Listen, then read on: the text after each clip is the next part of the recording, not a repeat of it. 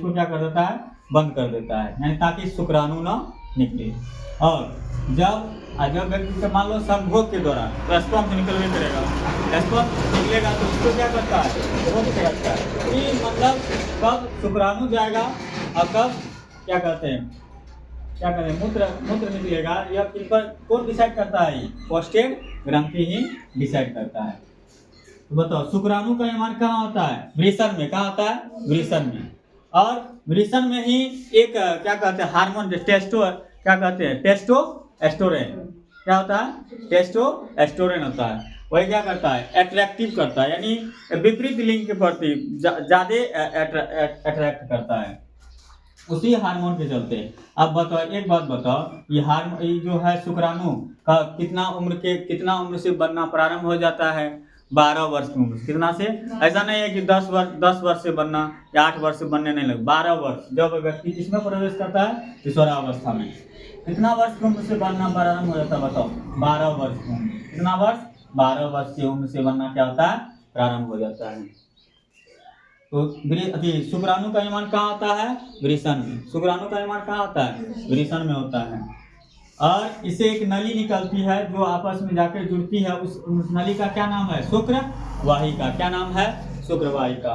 और यह एक यहाँ पर एक क्या है, ग्रंथि है, इसका नाम क्या है, प्रोस्टेट ग्रंथि नाम है। इसका क्या होता है, शिश्न होता है। क्या होता है, शिश्न होता है। और इस शुक्राणु का निर्माण एक साथ दोनों में होता है, ऐसा नहीं है जैसे मादा जननांग में पढ़ेंगे कि अंडाशय में जो अंडाणु का निर्माण होता है, मतलब मादा में 2 अंडाशय होते हैं, एक मंथ इसमें अंडाणु का निर्माण होता है तो एक मंथ इसमें होता है। लेकिन पुरुष में ऐसा नहीं है, पुरुष में दोनों में एक साथ शुक्राणु का क्या होता है, निर्माण होता है।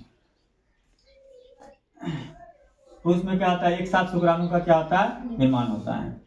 अब देखो इसको क्या कहेंगे बताओ, नली जो निकलती है, इसको नली का क्या नाम है, शुक्रवाहिका। क्या नाम है, शुक्रवाहिका। अब किसी का नसबंदी जब करता है, क्या करता है, नसबंदी, यही शुक्रवाहिका को क्या करता है, काट देता है। इसको क्या करता है, बांध देता। शुक्राणु का निर्माण तो होगा, शुक्राणु का निर्माण होगा, लेकिन यह बाहर नहीं निकल पाएगा, क्योंकि यहाँ क्या है, दोनों काट के क्या कर दिया गया, बांध दिया गया है। तो शुक्राणु का निर्माण होगा लेकिन निकलेगा नहीं। तो बताओ, जब निकलेगा नहीं तो कोई किसी के साथ यदि रिलेशन बनाएगा तो वो गर्भवती तो नहीं हो सकता है ना। तो शुक्रवाहिका को क्या करता है बताओ, काट के बांध देता है।